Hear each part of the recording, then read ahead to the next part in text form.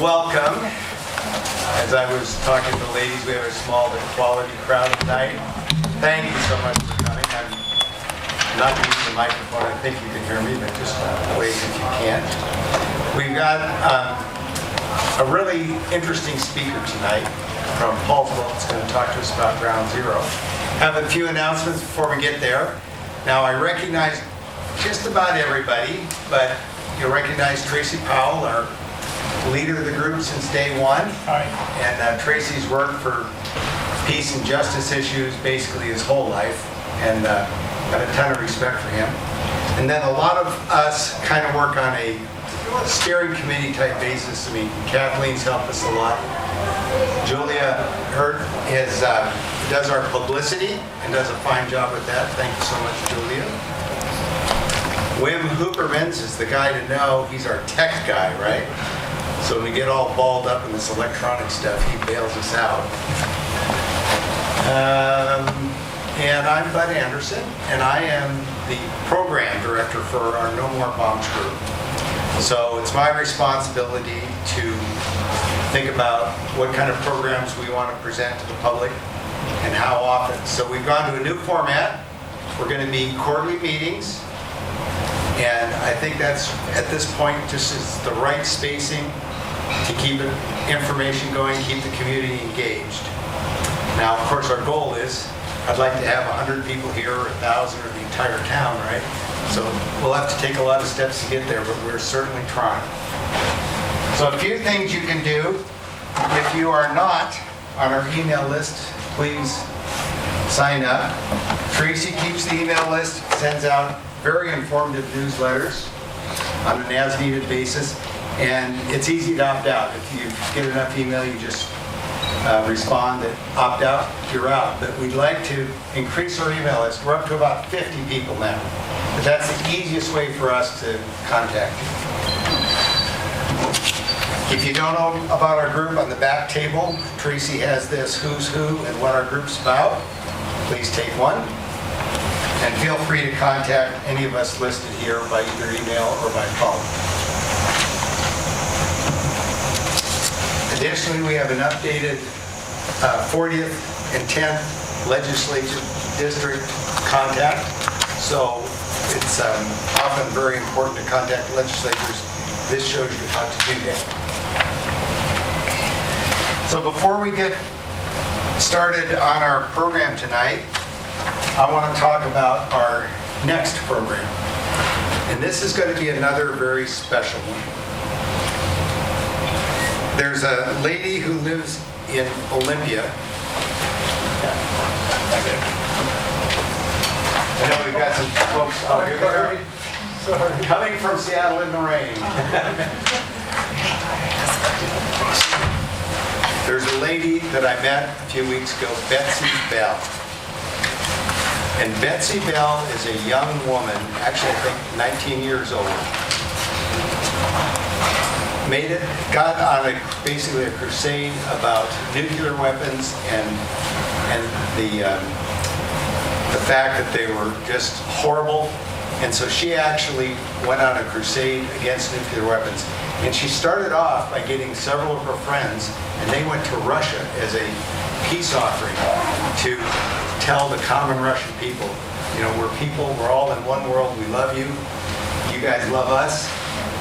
And she did that, and she even took some clandestine letters that she was secretly giving to a couple of Jewish people, because at that time, this is in the 80s, Jewish people were restricted from leaving Russia.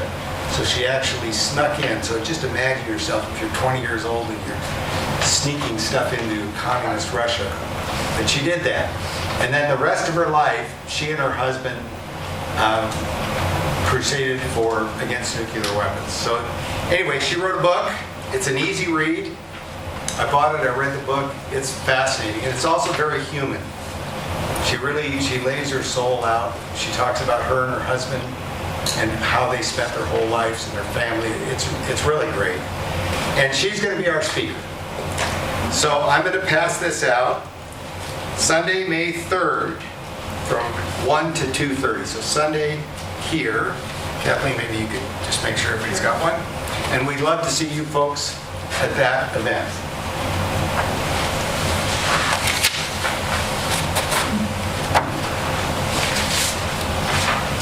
Oh, there's one thing I wanted to.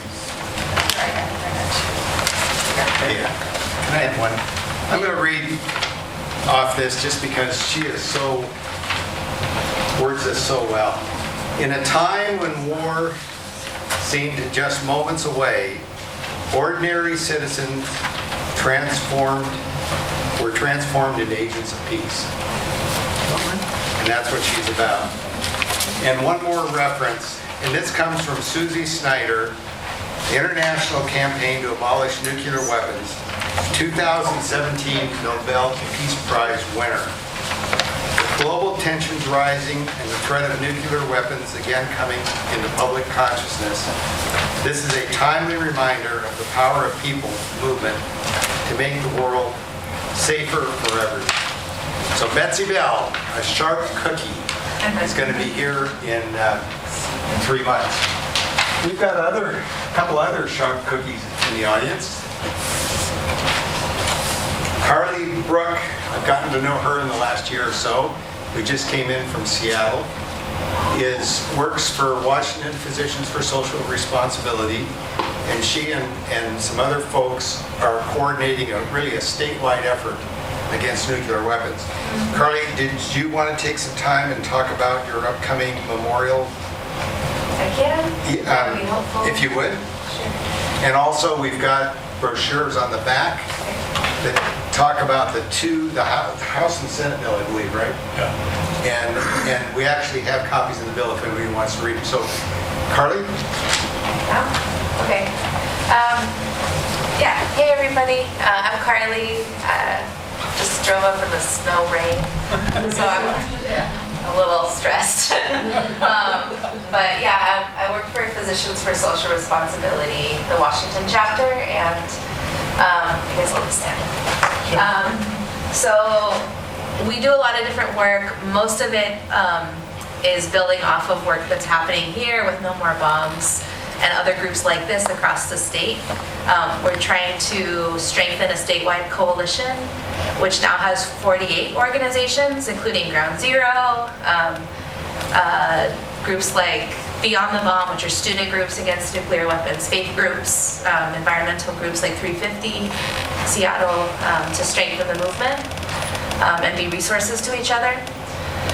So one of our efforts is to pass a state legislature joint memorial that calls on Congress and the President to change nuclear weapons policy in 5 ways. It's called the Back from the Brink platform. So things like taking nuclear weapons off of hair trigger alert, so they can't be launched so quickly in response to, let's say, for example, a flock of geese being detected by one of the radar systems, or all the crazy miscalculations that can happen. Also including a no first use policy, so the United States would never start a nuclear war. Or, for example, taking the presidential sole authority to launch a nuclear weapon away from any president, but as we all know, especially, presidents like the one we have right now, to make it so that, no single person could kill millions of people by pushing a single button. The state memorial is getting a hearing on Friday, the 7th in Olympia. So No More Bombs just got their letter of support in, which we can present on your behalf, if that's okay, in Olympia. But we're testifying at state hearings. We're calling on our state legislators to support the bill. And the bill number is SJM Senate Joint Memorial 8006. So we're working with people across the state to try and get this bill passed through the legislature to add Washington's voice to this nationwide movement to change nuclear weapons policy for the better. So if you have questions about it, I'm happy to share more information. We also have a lot of resources on our toolkit on our website for how groups like this can support. And this is just one of the levers, right? We have to do a lot of different things to move this mountain. But the joint memorial is one little scoop to I don't know, scoop away at this huge mountain of nuclear weapons. So, yeah. Great, well, thank you so much, Carly. Sir? I want to tail on to what Carly was saying. The hearing is Friday this coming week, and as I mentioned in the email when I was talking with you today, I won't be able to make it, and it's kind of short notice for, you know how what the drive from up here is like. Yeah. Anyway, but if anybody wants to show up at those hearings down there, Carly would be the person to contact about the times to show up and where to be, and there will be another one for the House memorial. Is that true? But we don't know the date of that one yet. There may not be because the cutoff for hearings is Friday. So all the hearings have to happen by Friday. But the Senate bill can get passed. The Senate bill will then get a vote. Then that Senate bill will go to the House side. Yeah. And then hopefully, we'll have a hearing in the House. And this So- is a short session because Yeah. it's not a budget session, so these things often get just lost in the shuffle.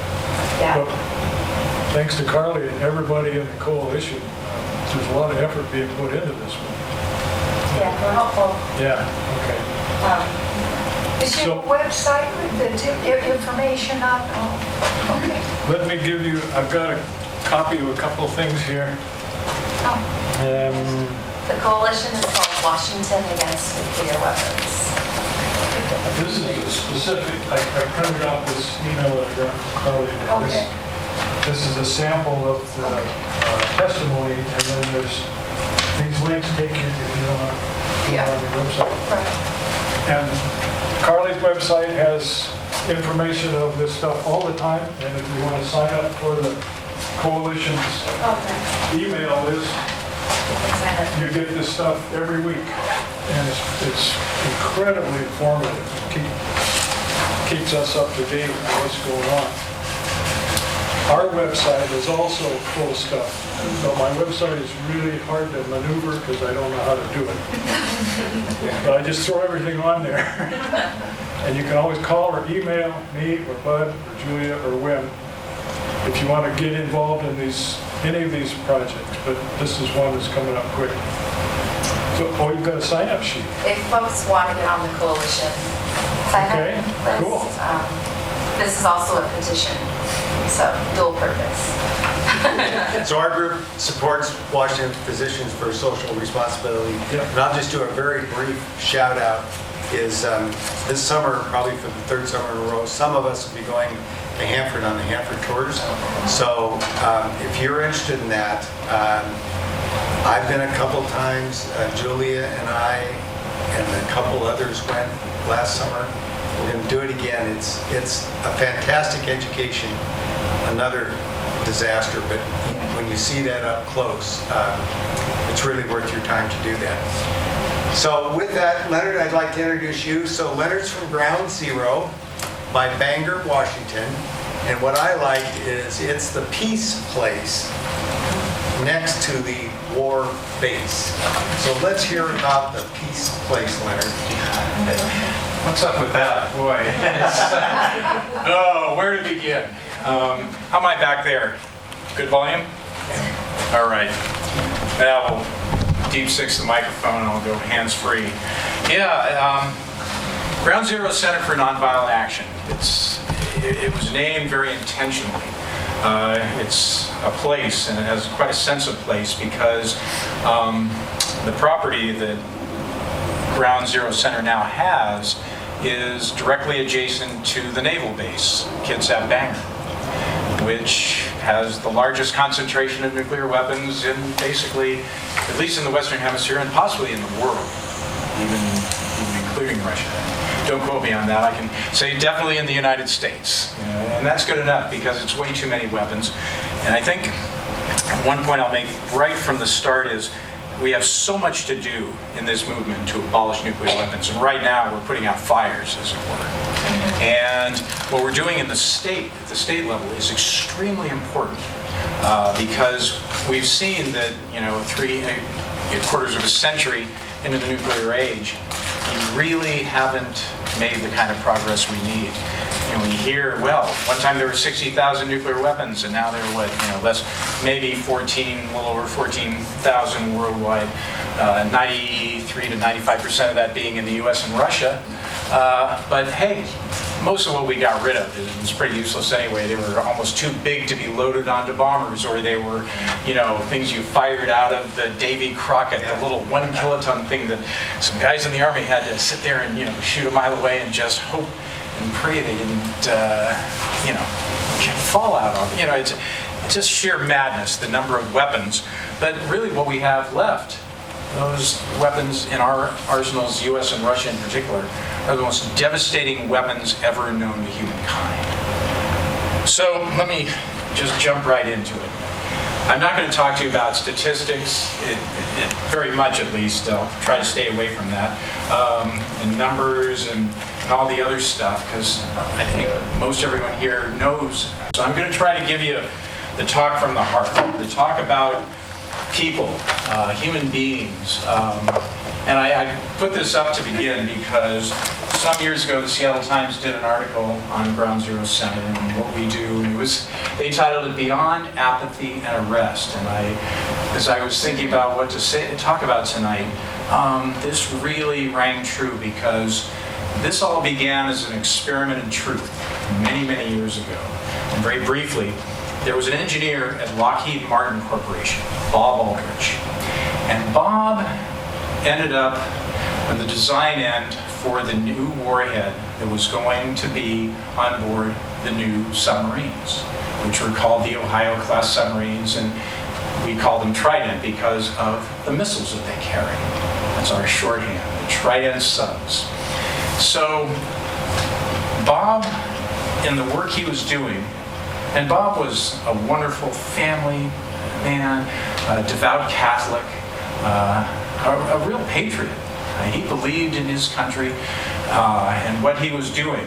He was working for Lockheed Martin. And one day he had a crisis of conscience because he realized that what he was designing was intended as a first strike weapon, not as a defensive weapon. If the Soviets were to attack us with nuclear weapons, we would strike back. No, it was intended as a first strike weapon, so that if even an inkling of some nuclear attack or any other reason, the president could say, okay, let's do it. It was specifically intended in that as a first strike weapon. So Bob went to a fellow peace activist, and after, first of all, I see I have to keep my finger on the button here. Excuse that, folks. No pun intended. And his name is Jim Douglas. Jim and Shelley Douglas were longtime peace activists, and he went to them after consulting with his family, who backed him 100% because he realized he needed to quit his job at Lockheed Martin, which he did. Went to Jim, told him about this project he was working on, everything he could tell him, and the next thing you know, well, the Douglases moved down from the border of Canada down to Bangor, Washington, and they rent a different property right near the railroad tracks where they enter the Bangor base, and engaged a community there of activists and started leafleting people on the base and started trying to engage what ultimately would be the Trident nuclear weapon system that hadn't even yet come to Bangor, but was coming soon. It was the construction stages, and they were building the missiles and preparing rocket motors, warheads. It was a huge, just massive project. So that was the humble beginnings of Ground Zero Center for Nonviolent Action. So just to give a little perspective, this is a wonderful photograph. It's actually wonderful and terrifying.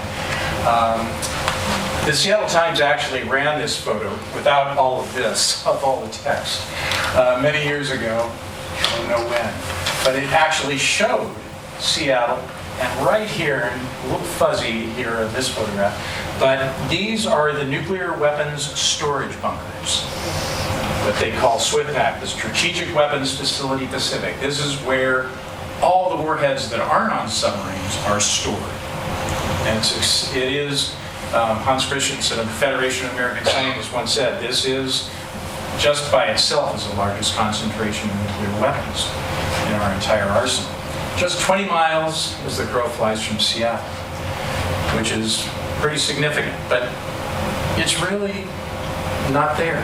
Concealed by the trees. The Navy loves it in Hood Canal. You know, people don't see the base. They don't see what's really going on there. There are these weapons of mass destruction that can destroy the world many times over. These, you know, innocuous-looking submarines, you don't see the missiles. Everything's hidden. These are normally underwater.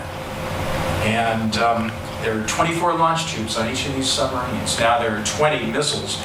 They've closed up 4 launch tubes as part of treaties. But within those launch tubes are the most devastating killing device known to humankind, the Trident ballistic missile. And currently it can carry up to 8 warheads, the way it's configured now, but it only carries 4 because of the START treaty, the new START treaty. Still, you know, just one Trident submarine with those 20 missiles and each loaded with 4 warheads would be enough to destroy the entire Russian continent, you know, every major city in Russia. Just one submarine. So Ground Zero basically started to resist Trident. That was what it began to do before it even arrived, and then to prepare for that. And I just wanted to share this kind of mission statement because I think it's important to why I'm here.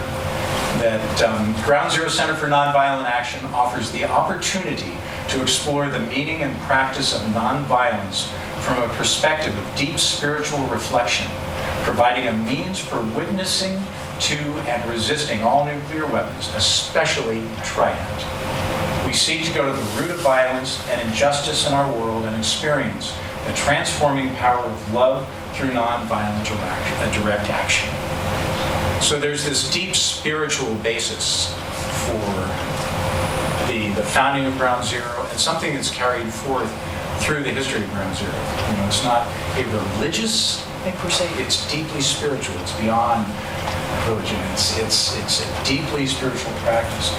And interestingly enough, Ground Zero people are just about every faith you can imagine, and people of no faith. You know, people, you know, humanists. Everyone is there and represented, and that's the beauty of it.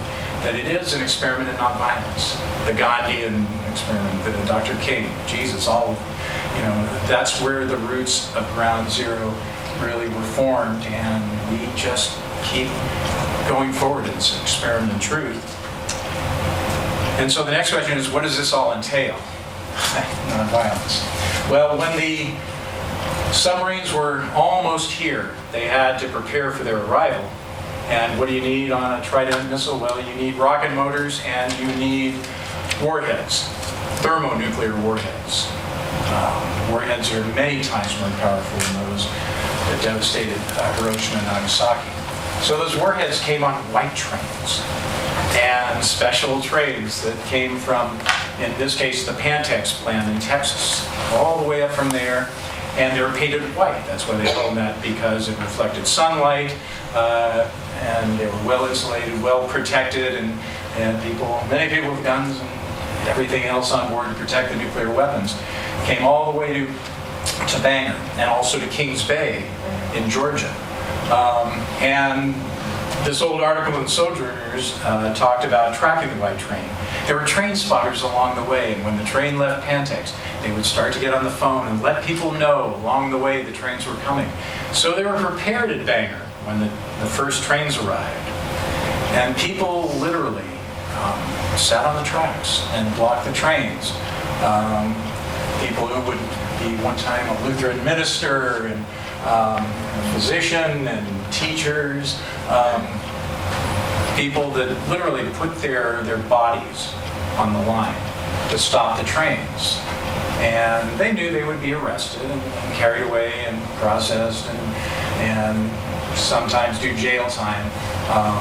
But because of their deep belief in the inhumanity of nuclear weapons generally, particularly Trident, and what it was intended for, they were willing to put their lives on the line for that. And at one time, there would be over 1,000 people at some of the early demonstrations. And even then, Catholic Archbishop of Seattle, Archbishop Hunthausen, Archbishop Raymond Hunthausen, came out to support them. And he himself actually withheld part of his taxes to protest our nuclear weapons. So it was an amazing time. This was in the very early 1980s that people did this. And for a while, this went on, and then they stopped shipping the weapons by train because they realized it was just too much publicity for one thing. Meanwhile, the first Ohio submarine, the first Ohio-class submarine, the first Trident sub came to Bangor. And there's one picture of some of the folks that went out to try to meet and blockade the USS Ohio as it steamed into Hood Canal to arrive Bangor. Just something short of 100 Coast Guard vessels were sent out to protect the USS Ohio that had been escorted by a U.S. Navy attack submarine all the way into the Strait of Juan de Fuca before it surfaced to avoid the Russians, the then Soviets. And there was a huge peace blockade that was formed. Well, it didn't work, of course. They used fire hoses and arrested a lot of people. And the USS Ohio arrived. And things continued business as usual. And there are now, at one time there were 10 Trident submarines at Bangor. There are now 8 at Bangor and 6 at Kings Bay, Georgia. At any one time, there are at least 2 of those subs out on patrol with their full complement of nuclear weapons, ready to launch on the command of the president or whoever else is available if the president is incapacitated. So the bottom line is, we've lived under the threat of nuclear war for decades. You want to comment on that? I will actually in a short bit here. I'll be getting to that.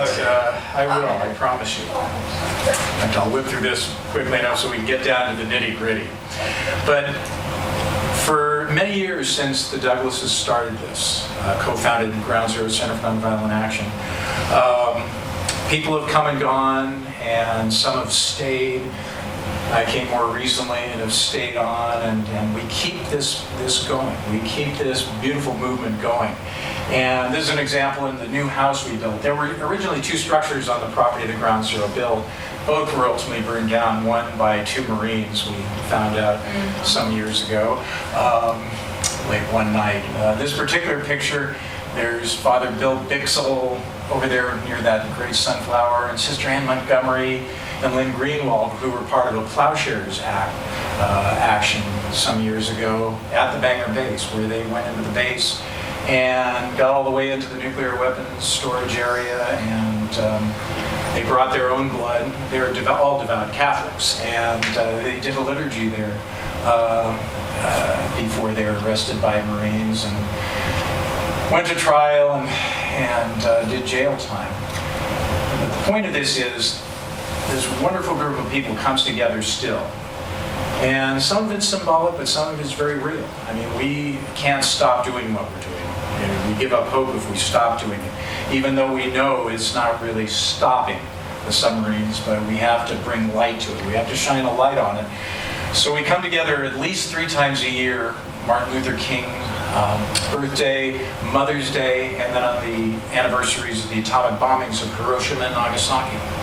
We come together and we do nonviolence training, we share stories, we plan, and we have a vigil and a nonviolent direct action at the Bangor base. So this is showing what's going on, people talking and planning and preparing, and this is a banner that was going to be used in this particular action. And this is the meeting house that we built at Ground Zero after not having a place to stay dry. And it's been a wonderful place because it's allowed us to continue to do this wonderful work. This is part of nonviolence training we do because, again, that's the heart of all of this. We're dealing with the most violent thing in the entire world as far as I'm concerned. not just nuclear weapons, but Trident is just, for me, it represents the taproot of violence, which someone else has coined that term, but it truly is. These nuclear weapons are the taproot of violence in our world. So we resist them, and this is all part of it. Preparing for the vigils and actions, we take it seriously. And before we go to the Bangor base, because we walk the short 15-minute walk down to the base for these vigils, we all stand in a circle outside, rain or shine, and we recite a pledge of nonviolence, which includes, not remaining gentle, not self-righteous or hostile. And if there's any violence portrayed on us by the police or naval security, we will not reciprocate. That is part of the walk, nonviolence. And we commit ourselves to that and take it very seriously. Without it, we would be nothing. We would be part of the system itself. So we walk down to the Bangor base, and the blue line represents one side being federal property, and this being the county side. And we vigil, and oftentimes we'll have the monks from Bainbridge Island with us, and they'll be drumming. And occasionally we'll have a little street theater, perhaps. And we have our life-size, actual scale model, if you will, a Trident ballistic missile with us. And the Navy's always there to greet us. And we almost always have a direct action. In this case, not too many years ago for MLK, we have peacekeepers who help make sure everyone is safe, and they make sure the roadway is clear before people walk on here. And this particular day, someone forgot to notify, or actually, yes, they forgot to notify the State Patrol. And so they were able to be out there for 30 minutes before the State Patrol, lone patrol officer showed up. And I said, please, would you get off the road? I have another picture of him saying, please. And we literally closed the base for a total of 40 minutes that day. But people are prepared, and they know that they will be arrested if they don't leave the roadway when ordered by the State Patrol. And if they cross the blue line, that they will be arrested by naval security and charged with at least trespass, if nothing else. I love this photograph because one of the things we try to do is connect with people on the base, as well as people in the local community. We leaflet people coming in and out of the base, and I'll have a picture of that monthly. We are doing that now, and with a different leaflet each month. But we try to have a human connection with people. I and many others, and we speak with the naval security people across the blue line, and because we want them to know we don't think of them as the enemy. Because a lot of people say, well, why do you hate these people? We don't. It's the system that we're trying to change. It's these nuclear weapons that we're trying to get rid of. And we understand that they're doing what they need to be doing. But we want to find a better job for them, something sustainable and life-giving and doesn't involve preparing for the end of the world, quite literally. So I thought this was just a beautiful moment because he took these back and hopefully shared them. Who knows what they might have done with them. But there was a connection there that those peacemakers had with him at that moment that they spoke. So just to give you a quick look at some of the many times that people have been out there on the road. This one, 2002 I think it was. Just so many opportunities to send messages. And I know some might find this one offensive, but many years ago, Archbishop Hunthausen, the then Archbishop of Seattle, Catholic Archbishop, when speaking about Trident and its horrific destructive power, called it the Auschwitz of Puget Sound. It didn't curry a lot of favor at that time with the Pope and the Archdiocese as a whole, and a lot of people in Washington, D.C. And yet he was speaking his truth. He knew that millions of people would be incinerated, literally incinerated in a nuclear war, and thinking of it as the ultimate act of genocide, a horrific thing it would be. So recently, that was one of the banners that we made. People decided that's what they wanted to do, was share Archbishop Hunthausen's message. This was shortly after a book had come out about his life and his work. It's always trying to send a clear message that we want to spend billions for life, not billions for death. Always trying to be nonviolent, but direct, and send a message. On Mother's Day, the earth is our mother. Treat her with respect. Their state patrols rolling up the banner. Again, another Mother's Day message on the overcrossing above there. Create a peaceful world for all children. Abolish nuclear weapons. Scrap Trident. Always clear messages. This is one of the Buddhist monks from Bainbridge Island crossing over onto across the blue line, and again others crossing the blue line. Again on Mother's Day, the Raging Grannies, I'm sure many of you have heard of them, a wonderful singing group from Seattle, an activist group as well, came out one Mother's Day, brought walkers, and even those who didn't need a walker brought one, and they decided to stop in the middle of the road at the other Bangor gate, and were all arrested by the sheriff and carted off and charged. And one year, the Pacific Life Community, which is a wonderful group of nuclear resistors, met here, and it went to Bangor and held a vigil and a nonviolent direct action. This person in the red closest to me is Sister Megan Rice, who was involved in a plowshares action at the Y-12 facility in Tennessee, the uranium bomb plant there not many years ago, which was actually a plowshares action that got amazing press because it was at the Tennessee facility, which is such a part of the community there, whereas Bangor is so hidden away and unknown, really, that when people did the same thing here, it barely received any mention in the corporate press. What's happening there? They've actually crossed the line, and the blue line, and they knelt down in front of the officers there, and actually most of the people in that picture are Catholics, peace activists.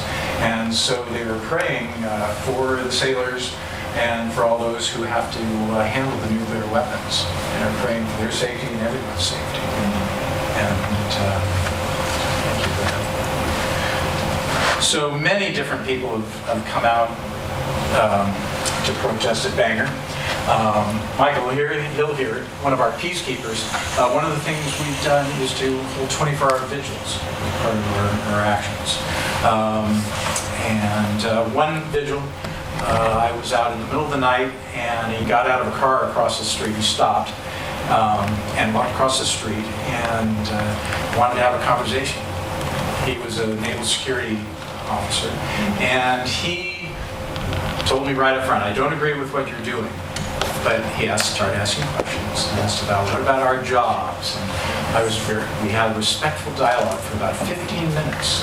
And I told him, well, I don't speak for anyone else here. I speak for myself, and that I would like to get rid of these nuclear weapons, and I'd like to convert the Bangor base to an industrial park doing sustainable things. In other words, building solar and wind and other things, and create jobs for those who were interested in doing something. So we had this wonderful dialogue, and he thanked me, he shook my hand, and he went off. I got in the car with who I found out he said was his fiancée, and drove off. So my hope was that somehow I reached something there.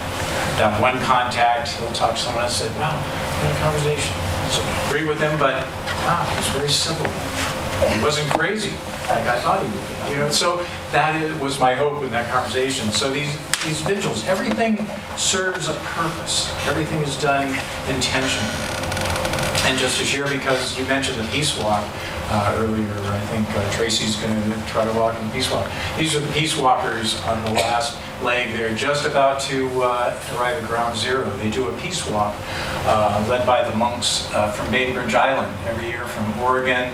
going up to Hanford, and ultimately ending at Ground Zero. And we support that peace walk financially, and also many people walk in parts of it. And it's a wonderful experience. And if you've never done it and are ever able, and you can walk just a half day today, any part of it you like. I just want to mention the Ground Zero Peacekeepers, because again, nonviolence is at the heart of what we do at Ground Zero. And it's so important for us to make sure that everyone is cared for and that no one is hurt, no one is injured. Of course, you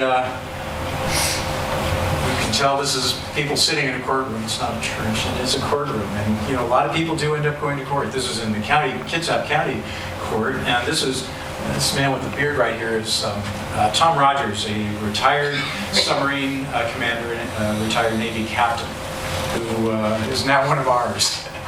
He realized one day when he was sitting in Honolulu, Pearl Harbor, when he got the word the Berlin Wall fell, he thought, great, the peace dividend is here. We can ditch Trident and start whittling away the nuclear weapons. But then he saw over the coming months, nothing was happening. We're still out on doing the patrols, and the Minuteman missiles are still in their silos, and we were actually doing work to modernize the arsenal. And when he retired, he said, that's it, I'm going to work with Ground Zero. And here he is today, and he's a wonderful spokesperson and a great contact since he's still with the military. He has many fellows still working, still on duty. So, we have teachers, grandmas, everybody, physicians, everybody you can possibly imagine. And of course, we have a lot of veterans we work with. In fact, Veterans for Peace, the Seattle chapter, has been really active. We've fostered a relationship over the years. We support them, and they support us. It's very reciprocal. We've really tried to reach out and work with so many different groups, including the environmental community. We've really tried to, engage and support them so that, they will support us in turn, because we are all in this together. So we get towards the end here, I just want to mention young people, because, the young people are the future. And really, for me, the reason I'm doing this work is that, if we don't abolish nuclear weapons, it's important that we do all the things we're doing with Back from the Brink. There's some really critical things that we need to do like that. And getting countries to sign the treaty, the nuclear ban treaty, shorthand, all these things. But really the bottom line is, as long as nuclear weapons exist, there is the probability that they will be used one day. It's, speaking statistically, it's just a matter of when. And we've had enough near misses out there that it's just a question of when. So our job, as I see it, is to just keep working as long as we have to abolish these weapons. And I know it will likely not happen in my lifetime, but I won't stop, because we have to leave a future for our children and other people's children. And so, I'm grateful when a few young people show up at Ground Zero, and they do, and they have a good time, and hopefully they'll come back one day and do it. So just briefly, the last few things, there were the days of the white trains, and now for a long time, we keep going out there at Bangor, and of course, as people have reminded me, no one sees you out there at Bangor. The Navy loves it.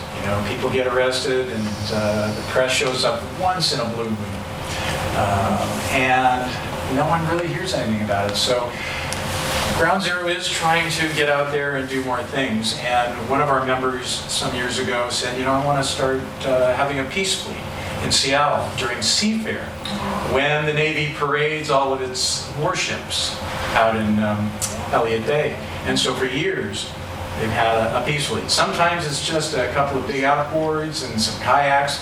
Sometimes, as I believe this was 2 years ago, I think, a couple of sailboats will show up and join up. And so whoever shows up, they're out there, and they make their point, and it's for the public to see, because we need, it's important for us to do what we do at the gates of Bangor. It is deeply important, but we have to try to reach people. One of the things on the heels of that a few years back, the Golden Rule, which is a famous sailboat that once Captain Bigelow tried to sail into the nuclear test zone in the Marshall Islands many, many years ago. That is the exact same boat that was found in the bottom of Humboldt Bay and dredged up, and Veterans for Peace rebuilt it and sent them a couple of checks to help rebuild that boat. And they're looking for money now to help get them beyond Hawaii and to Japan and ultimately the Marshall Islands, in fact. And it's a wonderful effort by Veterans for Peace. And afterwards, if anybody wants to know more, I can tell you about it. But folks from Ground Zero and everyone did a peace flotilla past Bangor. And those are the explosive handling wharves. They built a second one, which they really didn't need, but hey, it was a nice boondoggle. So that's where they load the missiles and unload the missiles on and off the submarines. So we supported the Golden Rule, and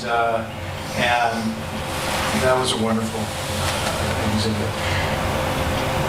We went to Seattle on Earth Day one year, and we've done this more than once now on Earth Day, but the idea was that this was a funeral for Mother Earth, and to have a public spectacle out there, and actually a lot of people paid attention to that, and I wish a lot more had, but it was the idea being try to get out there and in public. Martin Luther King, when they have the MLK March in Seattle, we've been out there for a number of years and bringing the message. And one of my colleagues and I did one of the sessions at before the rally at the high school, Garfield High School. People showed up and learned, and a few people got engaged as a result of that.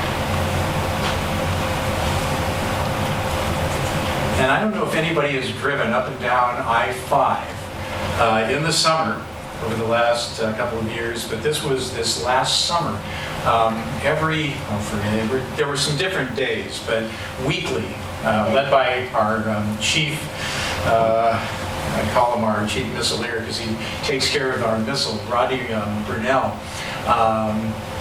brought out these banners. There was one other banner sometimes as well, I believe.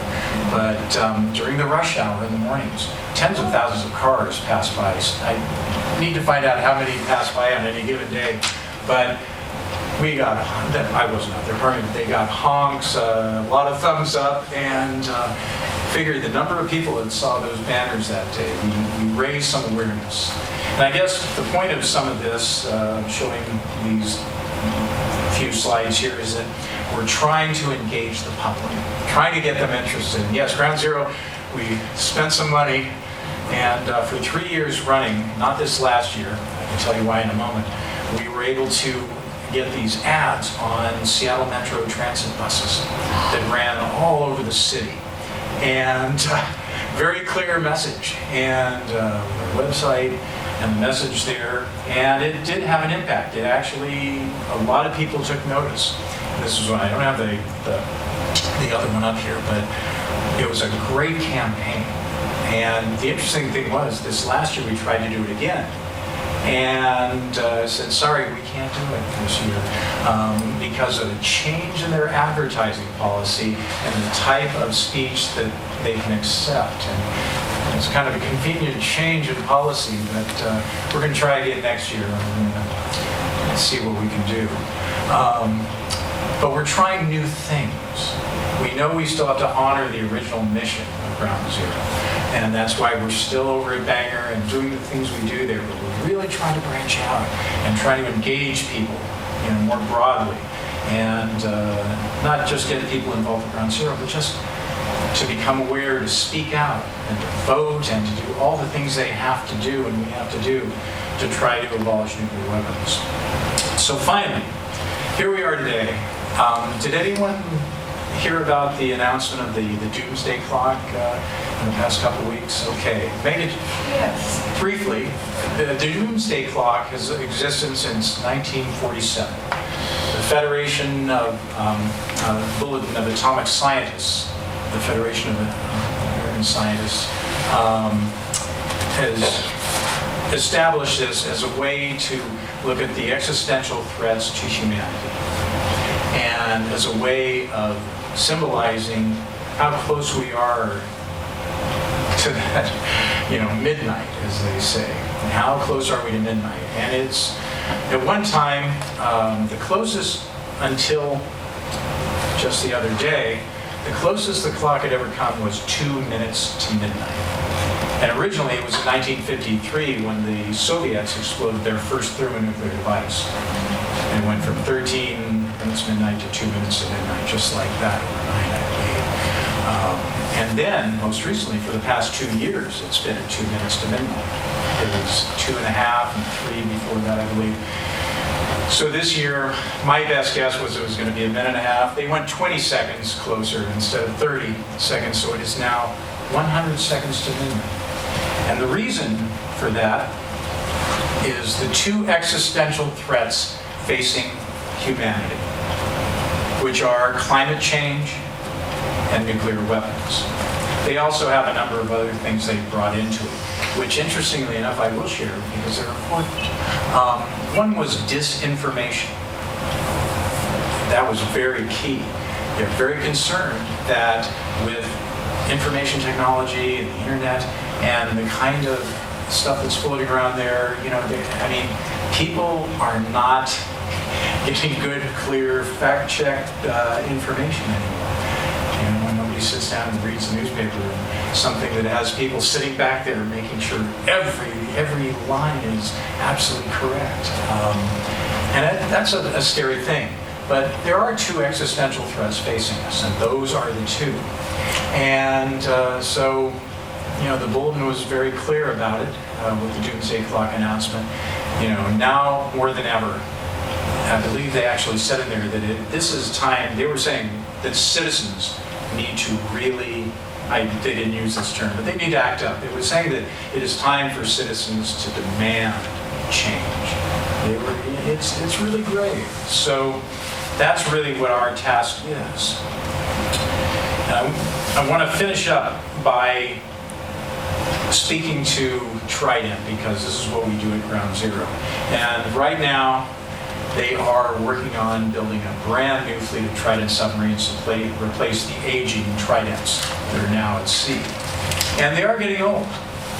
And they've extended their lifespan. They've also extended the lifespan of the missiles, which are actually going to go on for quite a few years. But what's really important right now, there are two different warheads. Currently, there have been two warheads on the Trident submarines. One is 100 kilotons, the other is 475 kilotons. So you can imagine when you compare it to the atomic bomb dropped on Hiroshima, which was approximately 15. These are weapons that are just the orders of magnitude greater than that. And the kind of destruction that they would bring is just horrific. So you may have heard about the low-yield warhead. It's actually been in the news more than I would have expected over the last few months, because over the past year or more, the Trump administration has been pushing this new low-yield warhead. And what it is, they've taken one of the Trident warheads, which actually look like this, the outer casing of the warhead, the 100 kiloton warhead, and they've taken a bunch of them and taken them down to Pantex, and they've modified them so that they will only have a yield of somewhere between 5 and 8 kilotons. So they've created what is effectively what they would call a tactical nuclear weapon. Something that back in the Cold War days we had quite a few of. We had many, many tactical weapons, most of them based in Europe because we were ready to fight a war with the Soviets when we would have incinerated most of Europe doing that. So what they've done, and this is just mass insanity, they've actually finished the production of this new warhead, what they call the W76-2. And they've actually, according to the experts at the Federation of American Scientists, Hans Christensen, they've actually mounted some on at least one or two Trident missiles and put them on board the USS Tennessee, which is a submarine based in the Kings Bay base in Georgia. And currently, that submarine is supposed to already be out at sea somewhere in the Atlantic, and so the die has been cast. We now have a low-yield warhead alongside of the high-yield warheads on Trident submarines. And it's a game changer. I won't go into detail, but there's an article in this Ground Zero newsletter. They're there for the taking. And it talks about that. My appeal for Sandy in the new year, we've been doing everything we could to try to stop deployment of this warhead. It's now been deployed, but we're still not going to stop. And again, I guess it gets back to the picture in the beginning. I saw the beginning of the State of the Union address tonight, and took an ibuprofen and came here, and I was going to show this at the very beginning. And I think this really sums it all up. Honey, it took some doing, but thank God in the Pentagon, we Americans are now at long last 100% safe from foreign attack. And we are squandering our treasure to prevent that. And we literally need to be in the streets. We need to be doing everything we can do to stop it. And one of the things we can be doing is the things that Carly brought here tonight. They're things that everyone should. Not everyone can go out there. Well, anyone could go out and vigil. Not everyone can go out and be risk arrest. And I wouldn't expect everyone to do that. But there's so many things we can do. We can keep writing letters. We can sign on to petitions. We can go speak to our legislators.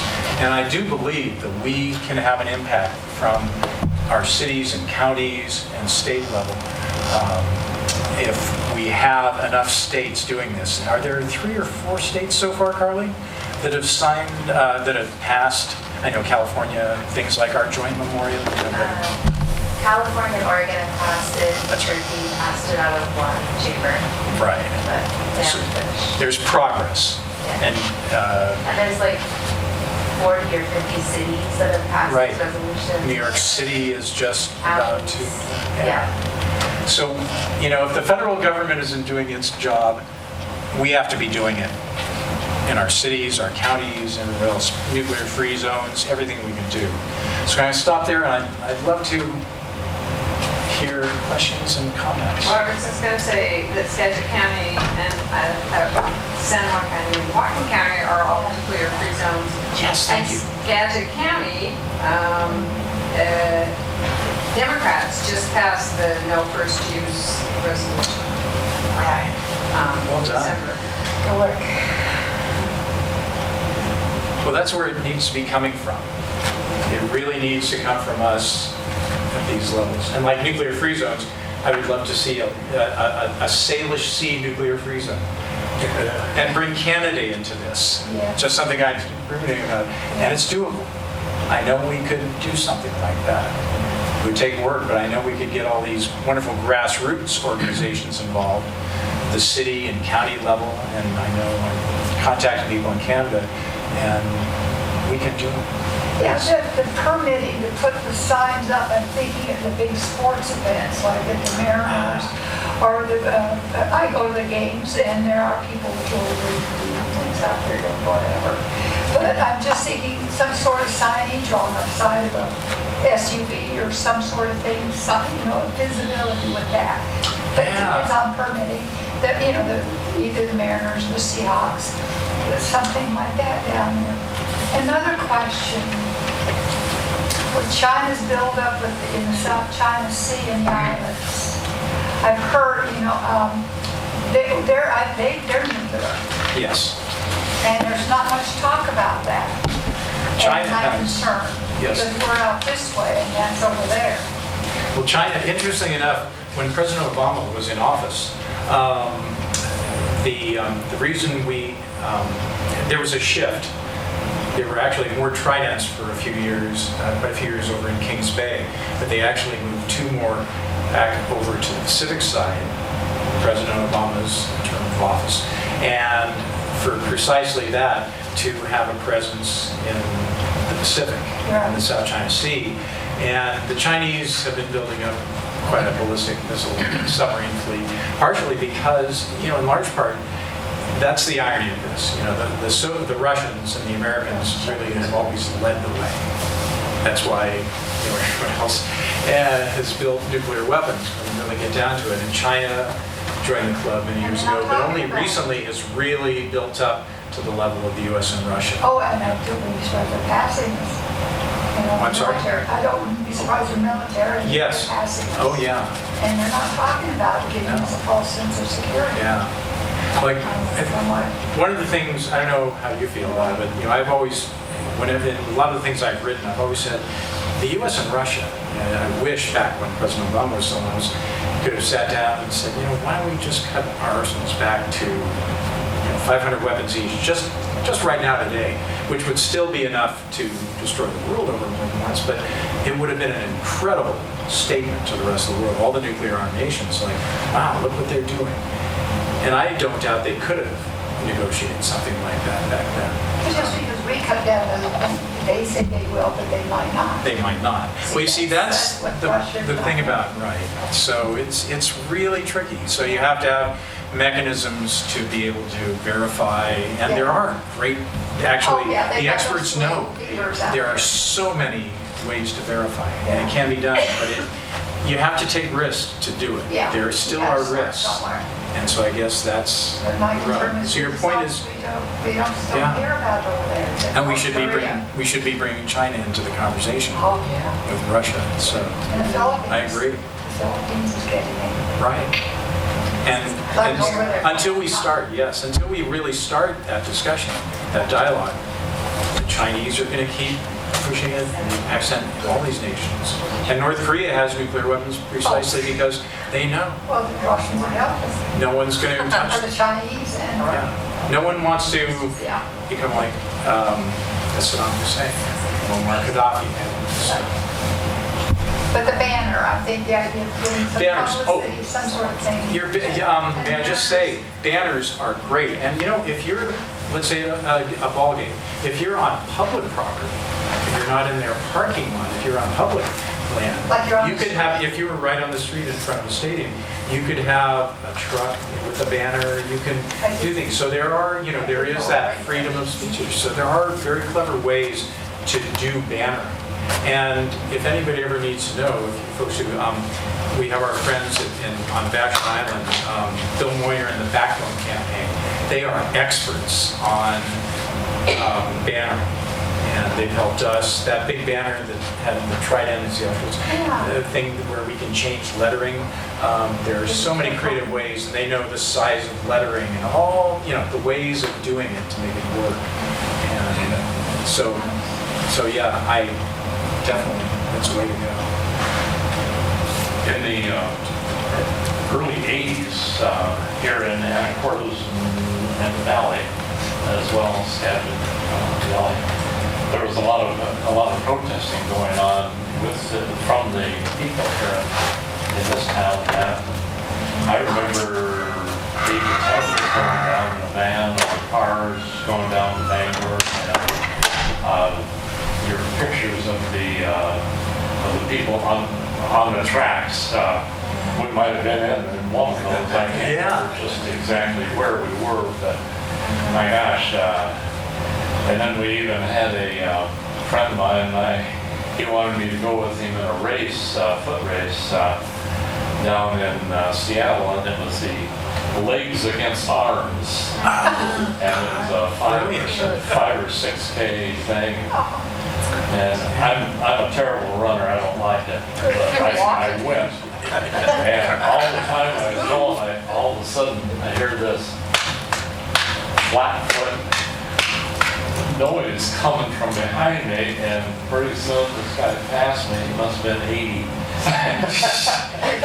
Yes. Everybody was out there. Never too old to do it. Everybody taking their part in it. Yeah. And, there was a lot of, as a result of the stopping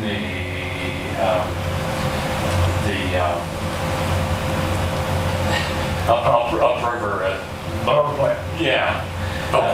When they were stopping that and this late 60s, early 70s, when they were trying to get that power plant, the nuclear power plant, stopped. The residual of that went to protecting the Magic Skagit, and that led into, I think Reagan was just coming in at that time, and everybody was just going crazy because he was crazy. But Thank you. Yeah, no, wait, I guess, case in point, and you mentioned someone was 80, you're never too old to get involved. yes. So, we welcome everyone. Well, if you welcome me and I come down and I stand on the street and I get arrested, what can I expect? Briefly, on the county side, as long as you don't cross the boundary onto the naval base, you can expect a citation for pedestrian and roadway illegally, which is a fine of normally $65, which you can either pay or you can go to court to mitigate. In other words, you can go to Kitsap District Court and speak on your own behalf, and I've done that, I can't remember How how are many the times. judges down there? The judges are actually wonderful in the Kitsap District Court. We've had judges, thank us and actually make some very favorable comments and reduce fines down to, $5, whatever the minimum would be. But it's actually a way of getting something in the public record, and it's actually it's actually a fun thing to do, to be in District Kitsap Court. The other thing is, if you cross the line onto the naval base, the immediate thing now is a citation for trespassing. Back in the day, you'd get a ban and bar letter, in which case that was just saying you couldn't re-enter any government facility, federal military base, or then you would be cited for trespassing and potentially by 6 months in jail, $5,000, and we've had people do that in the last few years, and it just depends. There are sometimes people have been fined, sometimes they've dropped the cases before they got to court, but you never know on the federal side. And of course, Can I ask you to yes. detail that? So as long as you don't enter the base and you sit Correct. down in the street, Yes. are you handcuffed when you're arrested? Not anymore. Actually, these days, people are walked to the side of the road and actually given a citation. At one time, everybody was taken down to the sheriff for processing and different. Unless you re-enter twice. If you re-enter on the same day, which we've had people do occasionally. Go back into the car. It doesn't go on your driver. Well, one thing, was there, okay. Go ahead.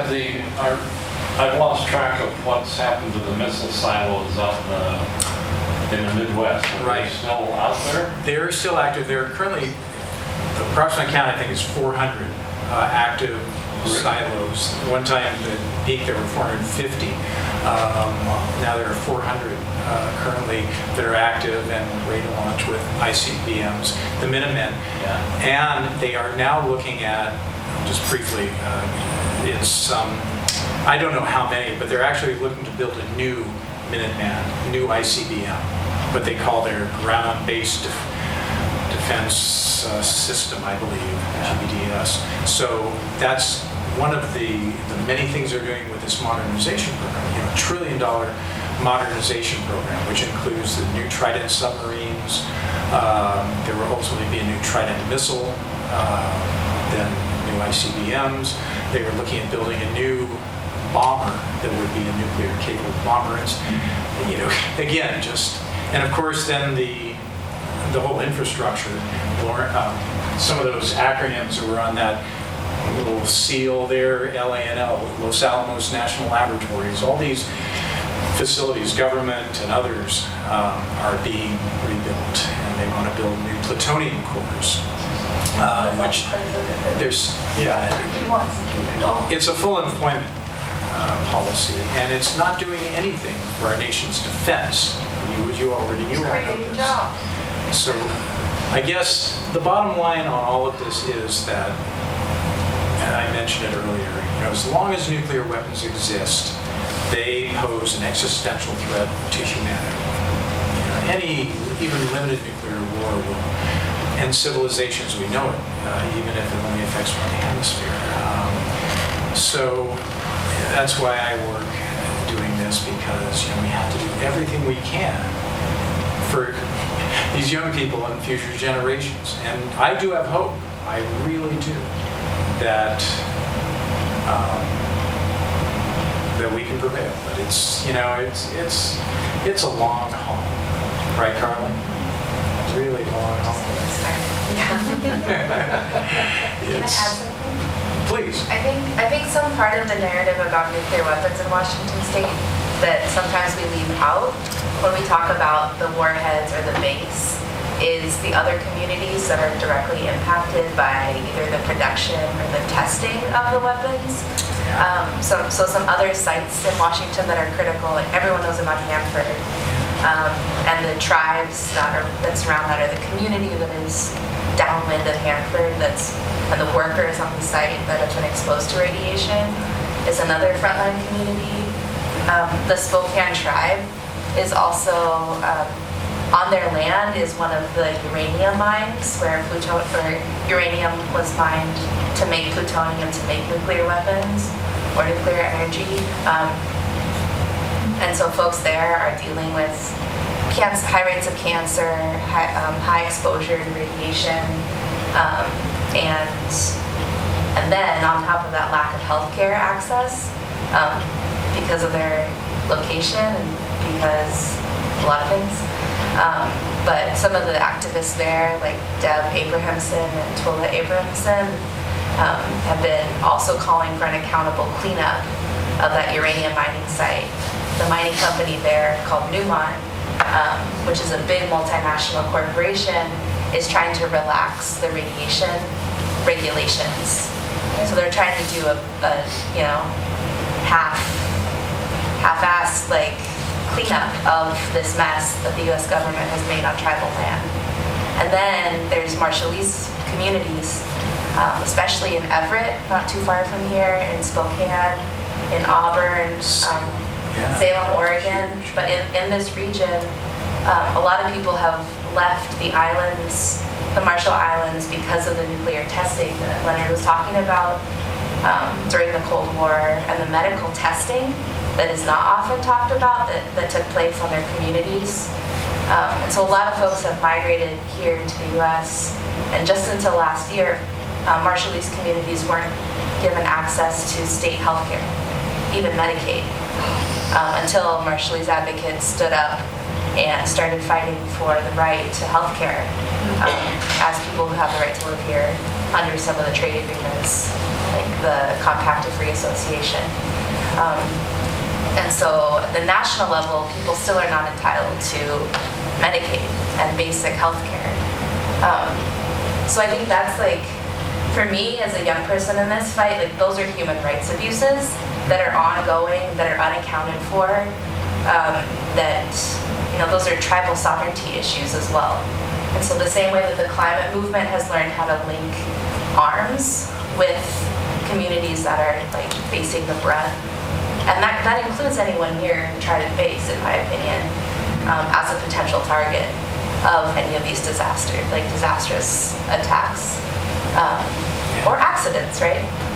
Because I don't personally trust the United States military to take good care of, and it doesn't have a very good track record. So I think that's one more layer that we can use as we try and build this movement against nuclear weapons and for their total abolition, that helps lift up the folks that are right now really bearing the brunt of the consequences of these policies. So I think that's just something to raise up in the story when we talk about why Washington should care, why people in Washington should care about these weapons. And not one thumb on the button, like we said before the meeting. You mentioned having not one person to have. Right. Yeah. Carly's point's really good. And it's something that across this country, there's so many communities. Almost every state union has some thing to do with nuclear weapons production, and the communities. It's always the communities of color that are affected. Where do they put Where are they going to put disposal facilities? Where are they going to put processing facilities? So, this legacy of nuclear weapons is just horrible. And we do need to engage, everyone in this and show everyone how, what the real effects are. Because I know many people, I hear this a lot from other people, that, that idea that nuclear weapons, it's not just when they're, God forbid, when they end up being used, but it is the full cycle from mining, processing, production on down. I have It's a a good crime. point. Yeah. I go to Benaroya Hall and I belong to National Geographic, and I go down there about once a month and like this Sunday. They have that place packed. If there's some way of having some sort of lecture like this there, I don't know all the procedures, the logistics on it, but they do get guest speakers, and they get them taught National Geographic just on the environment, on the environment, the animals, and different things all over the world. Very interesting. And this might be something to have at a place like that, because every seat fills. It was also Town Hall, Seattle. Yeah, but Benaroya, it's just No, I a agree. good draw because of parking, convenience and all that. It's just a good thing, and I'm just thinking that, I don't know, Well, expense and overhead and all that detail. If we have the right connections and the right people to bring to speak too, because Well, I know that's it. there are some amazing voices out there that people would come With to a show hear. and tell type of thing, I agree with you. If we could speakers, yeah. get those kind of venues. The town hall's a great one Yeah. because it is kind of the people's place for them. So yeah, it's something to think about. I like it.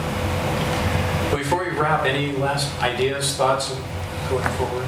Well, I just, first of all, really appreciate Leonard and his wife for coming up here and spending the afternoon. It's a big trip, and thank you so much. And please take your brochure home, and we'd like to see you in a few months when Betsy will give us a talk. Very parallel to yours. Yes, interesting historical read for sure. So And Leonard, please, thank you, sir.